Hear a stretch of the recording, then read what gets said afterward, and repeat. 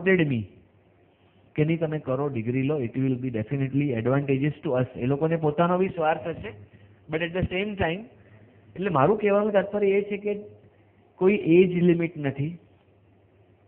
તમે જ્યારે ધારશો ત્યારે એ કામ કરી શકશો. યુ શુડ બી અ ડિટરમિન. શાંતિથી વિચારવાનું તમારે શું કરવું છે. તમે બધાની સલાહ ભલે બધાની લો, પણ ધાર્યું તમારે પોતાનું જ કરવાનું છે. Not to parents. I am not telling to parents. હું બાળકોને કહું છું. મતલબ ખાલી જેટલા અહીંયા સ્ટુડન્ટ આવ્યા છે એ લોકો હાથ ઊંચા કરે. મારે પેરેન્ટ્સના હાથ નથી જોતા. Just rays your hands. મારે જોવા છે કેટલા પેરેન્ટ્સ. એટલે આ ખાલી તમારા માટે જ છે. વોટ આઈ એમ સેઇંગ, તમે સાંભળો ભલે બધાનું, પણ ધાર્યું તમે પોતાનું જ કરજો. એનાલિસિસ કરો, બધાને સાંભળો, સમજો. ઓફકોર્સ ટેક કન્સલ્ટેશન, પણ જ્યાં સુધી તમે ઈચ્છા વિરુદ્ધનું કોઈ બી તમારું પ્રોફેશનમાં પગલું ભરશો તો એનું આપણે પેલું આમિર ખાનની મૂવી જોઈ છે ને બધા, ઓફકોર્સ થઈ ગયું ને બધું. I think I was not there. So my only question is that you be focused. અને આ ફિલ્ડની અંદર એટલા બધા સ્કોપ છે. હું મારી લોનું માર્કેટિંગ કરવા નથી આવ્યો અહીંયા, બટ ઇટ્સ અ ફેક્ટ. એટલા બધા સ્કોપ છે. Income is too much. તમે ધારે એ બધું પરિણામ લાવી શકો છો. અને તમે તમારું એક પોતાનું અસ્તિત્વ તમે બનાવી શકો, ક્વોલિટી આપી શકો, અને એટ ધ સેમ ટાઈમ તમે સમાજ માટે પણ તમારો અમૂલ્ય ટાઈમ અને ફળો આપી શકો છો. આઈ થિંક તમે બધા મને શાંતિથી સાંભળ્યો. આઈ થિંક જાગે છે ને બધા, એટલે ખૂબ ખૂબ આભાર. હજી આઈ થિંક મારી પાસે ઘણું બધું કહેવું છે, પણ will do it in the next time. Thank you very much.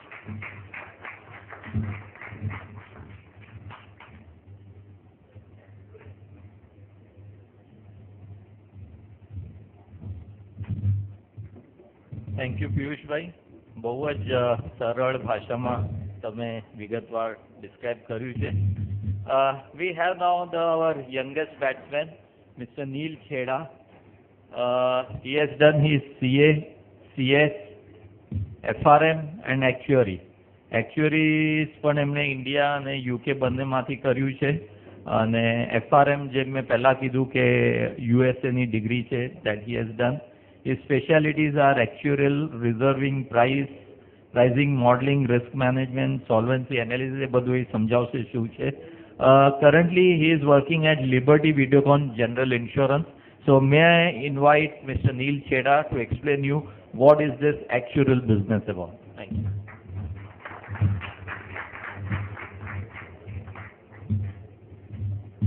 Hello.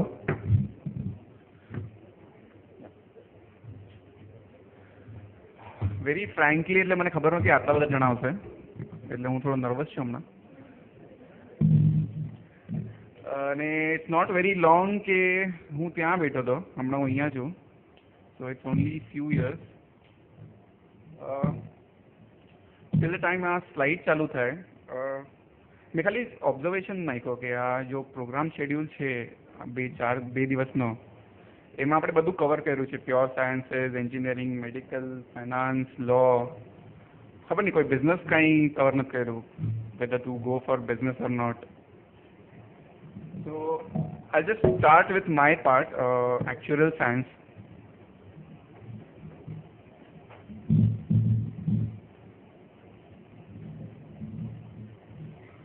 મને બધા પૂછે કે આ actuarial સાયન્સ છે શું, તો ઇન અ વે મેં જ્યારે આ ખતમ કર્યું એનાથી પહેલાં મને બી નથી ખબર કે આ છે શું. દેટ ટાઈપ ઓફ કોર્સ કે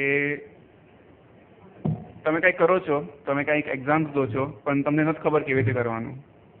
ઇટ્સ લાઈક તમે લોકો મેથ્સ તો ભણ્યા જશો સ્કૂલમાં, તમે પાયથાગોરસ થિયરમ કરી હશે, A² + B².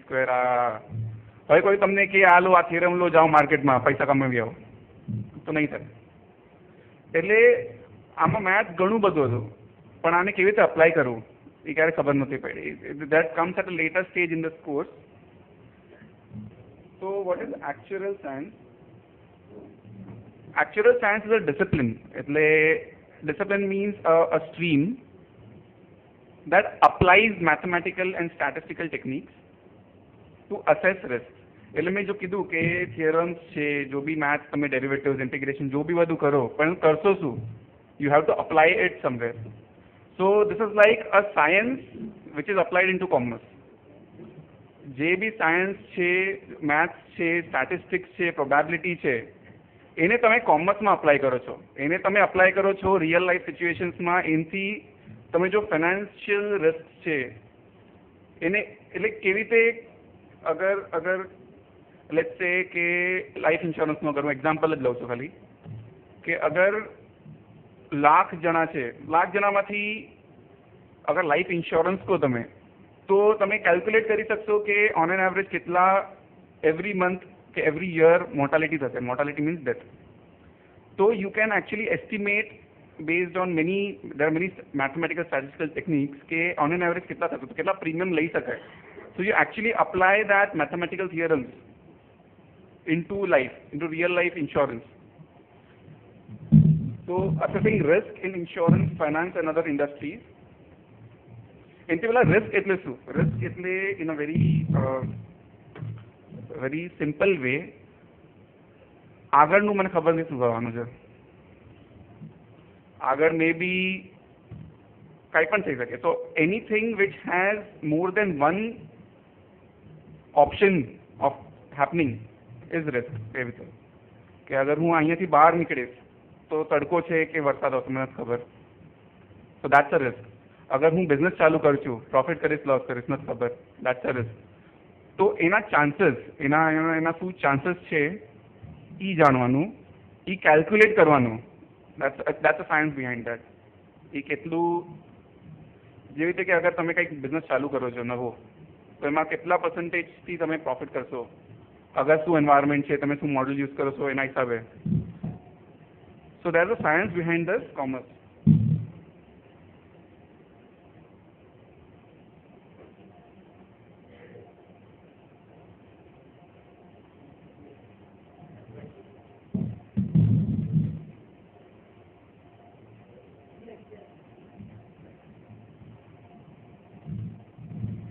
Okay, so what an actuary does. Very few things actually. એમ છે કે તમે હમણાં જોયું હશે કે આ એન્જિનિયર આટલું બધું કરે, સીએ આટલું બધું કરે, ડૉક્ટર આટલું બધું કરે. હું એટલું જ કહીશ એકચ્યુઅલી વધારે કંઈ ન કરે. Only simple things. તમે કોઈ જ્યોતિષી પાસે જાઓ તો જ્યોતિષી શું કરશે? તમારી કુંડલી નીકાળશે ને કહેશે આ તમે આ આગળ આ તમારા માટે સારું, ઓલું તમારા માટે સારું. In a way actually is like a corporate જ્યોતિષી. તમને કહેશે આગળ શું થવાનું છે, અને આગળ શું થવાનું છે કેવી રીતે કહેશે? દે ઇવેલ્યુએટ અ લાઇકલીહુડ. લાઇકલીહુડ એટલે શું થવાના ચાન્સીસ છે. એટલે તમે તમારા બેકગ્રાઉન્ડ, એટલે ઇટ્સ નોટ કે અમે કંઈ તુક્કા મારીએ. There is lots of thing behind this કે અમે જોઈએ કે in my own example, I work in a non-life industry, like general insurance, motor health, everything. તો એના હિસાબે અમને લાસ્ટ 20-25 વર્ષના ડેટા જોઈએ કે હરેક ક્લેમ જો આવ્યા હોય મોટર ઇન્સ્યોરન્સના એક્સિડન્ટના, એ બધા ક્લેમને એનાલાઇઝ કરીએ, જોઈએ કે કયા એજના લોક જો ડ્રાઈવ કરે છે, કઈ મોડલ ડ્રાઈવ કરે છે, ક્યાં ડ્રાઈવ કરે છે, કયા રસ્તા પર, કેવા રસ્તા પર, કયા સિટીમાં, એ બધાનું એનાલિસિસ કરીને ખબર પડે કે અગર નવી કોઈ પોલિસી આવી છે which is maybe a Indica from Delhi with some person age of 27, તો એના માટે કેટલું પ્રીમિયમ રાખવું. So that is something we do. So we evaluate the likelihood of future events. એટલે આગળ શું થઈ શકે છે, કેટલું થઈ શકે છે એનું evaluation. Second is designing ways to reduce likelihood of undesirable events. એટલે જો અનસર્ટન થિંગ્સ છે એમાં સારી ચીજ હોય, ખરાબ ચીજ હોય, તો અગર ખરાબ ચીજ છે તો એને કેવી રીતે રોકવું. First we need to understand કે શું બધું થઈ શકે છે. તો you need to be imaginative. અગર તમે કહો કે આગળ જઈને શું થઈ શકે, તો you need two imagine all sets of possibility કે શું બધું થઈ શકે છે. એમાંથી જો ખરાબ ચીજો છે એનું ચાન્સ ઓછું કરવું, એના માટે આપણે શું કરી શકીએ, એના માટે સ્ટ્રેટેજીસ બનાવીએ. એન્ડ થર્ડ ઇઝ અગર કંઈક થશે, અગર લેટ્સ સે અ કેટાસ્ટ્રોફ વોઝ ટુ હેપન, અર્થક્વેક થયું અગર, તો અર્થક્વેક થયું તો અમે ફાયર લોસીસ કેવી રીતે ઓછા કરી શકીએ. એટલે મે બી અમે લોકો જઈને જો પ્રોપર્ટી અગર ઇન્સ્યોરન્સની વાત કરું તો will go to a client, will સે કે અહીંયા તમે અગર કેમિકલ્સ છે તો એના બાજુમાં એક હાઇડ્રન્ટ લગાવો, અહીંયા સ્પ્રિંકલર લગાવો. એટલે એનાથી અગર earthquake થયું, there's a chance of fire occurs you, so there will be hydrants which will take care and which will, and I'm going into science now, but this is a mixture of science and commerce. So actually મને ઘણા લોકો પૂછે હું ક્યાં રહું, સાયન્સમાં રહું, કોમર્સમાં રહું. So this is actually application of science into commerce. Okay, next. So who can be an actuary? હવે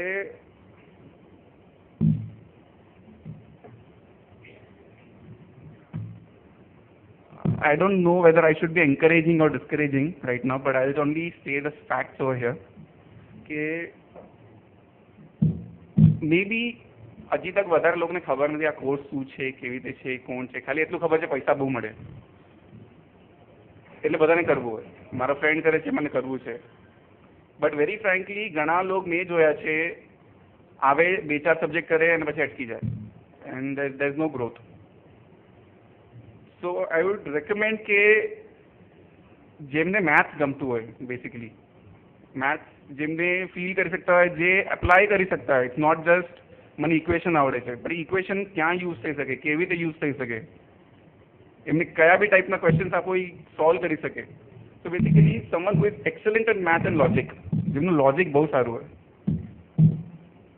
who has good analytical skills. Analytical skills એટલે કે એનાલાઇઝ કરી શકે કે જો સિચ્યુએશન થયું તો એને તને ગણાવી શકે કે આમાં આ થયું. લેટ્સ સે અગર કોઈને એનાલાઇઝ કરવાનું કહું આ સેશનમાં આનાથી પહેલાં શું થયું હતું, તો કોઈ કહેશે આ કીધું. નોટ જસ્ટ લિસ્ટિંગ ડાઉન પણ એનાલાઇઝિંગ કે એમાં શું બધા ફેક્ટર્સ આવ્યા હતા, કેટલું આવ્યું, એ રીતે.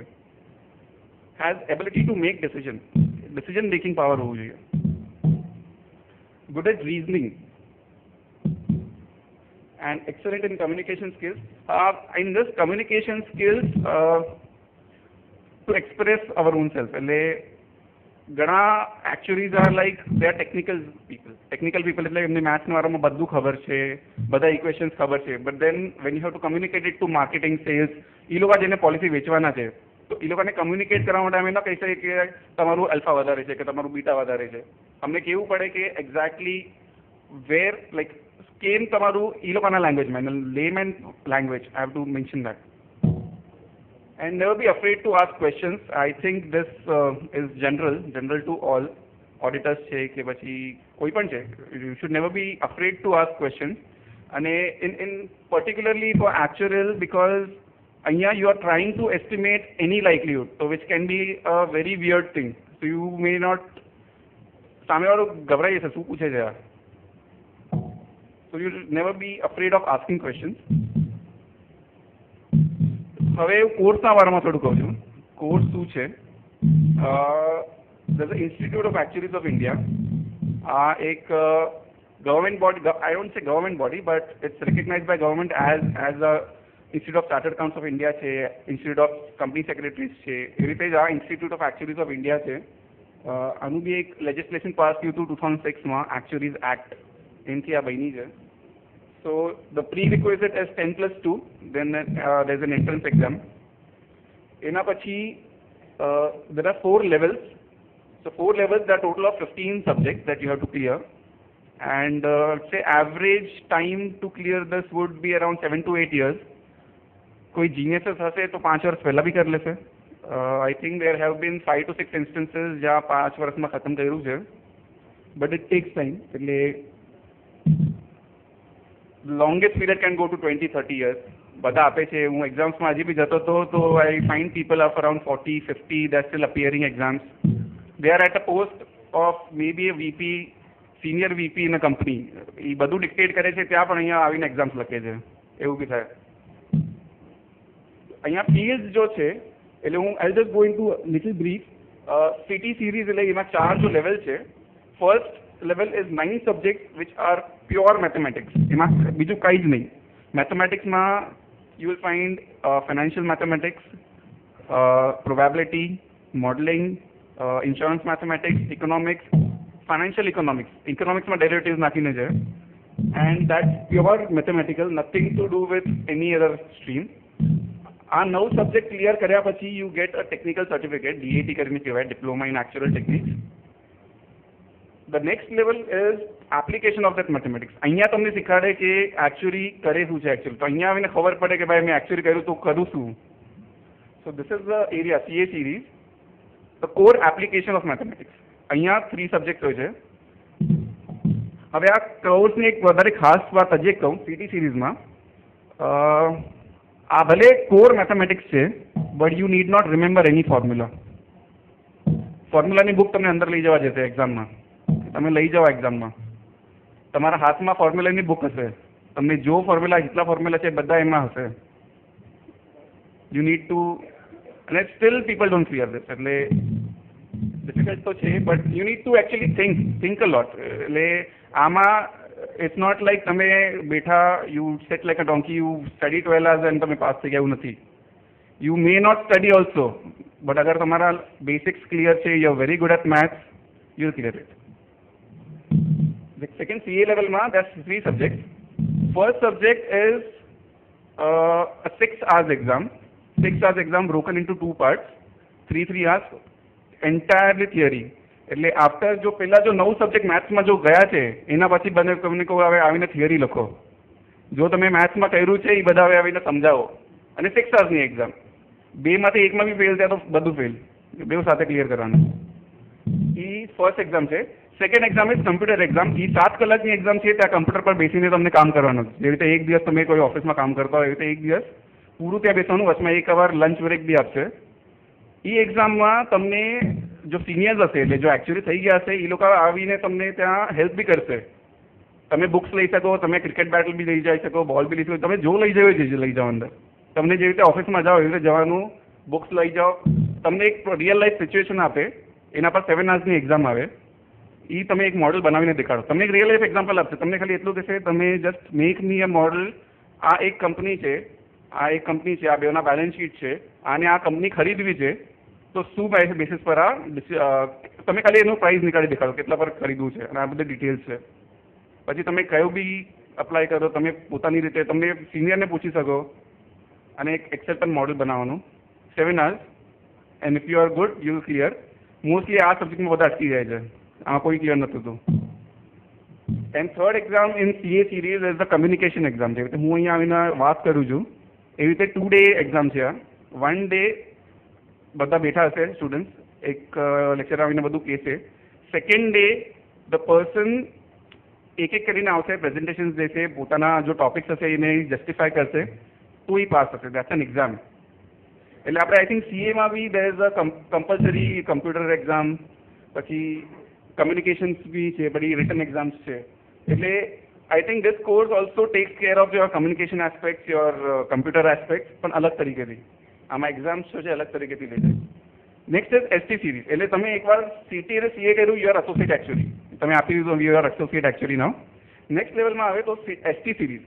ST series is now you pick up, તમને કઈ લાઈન લેવી છે એમાં. નાવ એમાં લાઇન્સ છે health insurance, life insurance, general insurance, pensions, investment, finance. એમાં બી એટલું એક્સ્ટ્રીમમાં જાય છે. તો ST સિરીઝમાં હવે એ લાઇનના વિશે, લાઈફ ઇન્સ્યોરન્સ છે તો લાઈફ, જનરલ છે તો જનરલ. જનરલમાં motor, health, property, casualty, liability બધાના બારામાં ડિટેલમાં જશે કે તમે એ બધામાં પ્રોડક્ટ શું છે માર્કેટમાં. એ બધાના અંદર ડિટેલમાં 2 સબ્જેક્ટ આવશે, પ્રાઇઝિંગ, રિઝર્વિંગ ને બી. એટલે એમાં શું છે કે મેઇન કામ એકચ્યુઅલીનું in insurance is to price premium. કેટલું પ્રીમિયમ લેવું. સેકન્ડ, એકવાર પ્રીમિયમ લીધું તો કેટલું રિઝર્વ રાખવું, કેમ કે તમે ક્લેમ્સ પે કરશો પાછળ, પણ હમણાંથી તમને એનું રિઝર્વ રાખવું પડશે. તો એ 2 કામ માટે એમાંથી 2. અને SA is applying that techniques in real life situations. તો આ જો SA સિરીઝ છે એમાં ખાલી 2 ક્વેશ્ચન હશે 50-50 માર્કના, all written. So that's a small thing about the course. એટલે આ કોર્સ ખતમ કરતા કરતા જાન નીકળી જાય છે.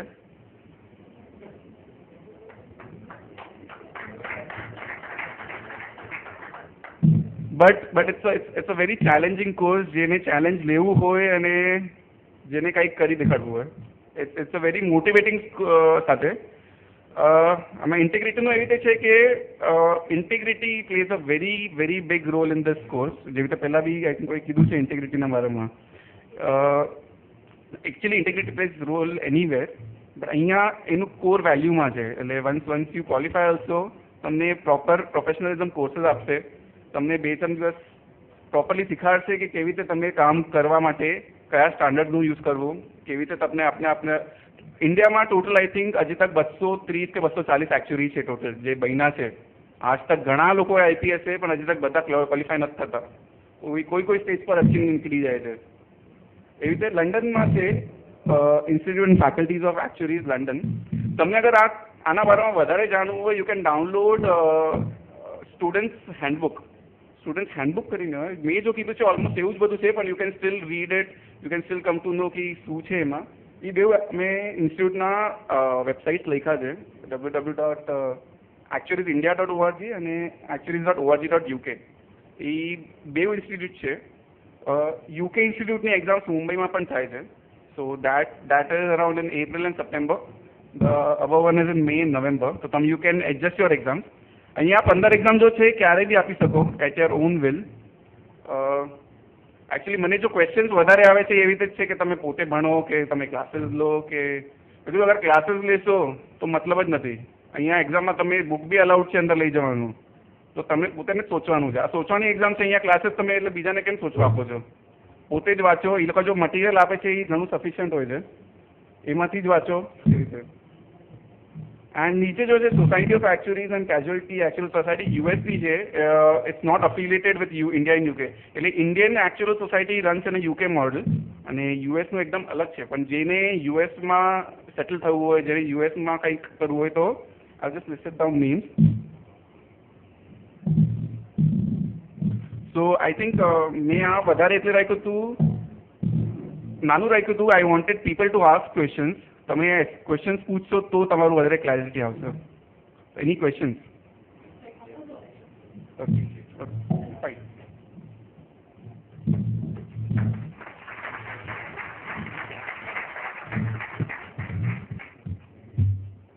Thank you Neel. actuarial science કરવું હોય કે engineer બનવું હોય તો I can tell you with my limited experience કે definitely you need to be an intelligent person. Medical, CA, law આ બધા માટે હાર્ડવર્ક બહુ જરૂરી છે. બટ એન્જિનિયરિંગ એન્ડ એક્ચ્યુરીઝ માટે રિયલી ઇન્ટેલિજન્સ ઇઝ રિક્વાયર્ડ. હવે આપણે વિરાટ કોહલીને બોલાવીએ.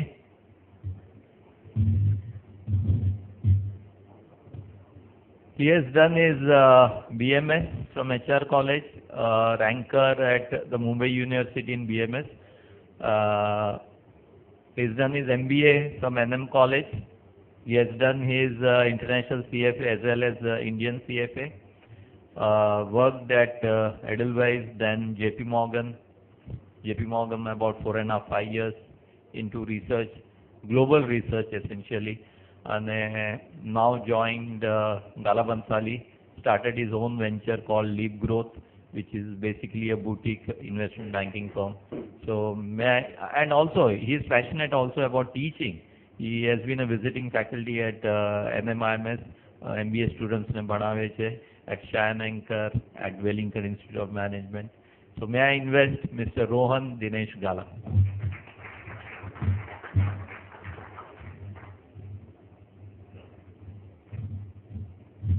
Thank you, Mukesh uncle, and good afternoon. Ila madam, how much time do I have, honestly? Okay, I have to hold the audience. Oh, okay, great. First thing first, I have made the mistake that Chetan bhai spoke about, right? I have not done anything businessable in my undergraduate. I did my management degree, and immediately, without any work experience, I did my MBA. So both the things that he spoke about, which which somebody should not have done, I have done. And yes, I can vouch for what he said. Please don't do that. It really depends on your focus. If your focus, and તમારો focus અગર છે કે તમને professionally કંઈ આગળ કરવું છે, so some sound bachelor degree also helps.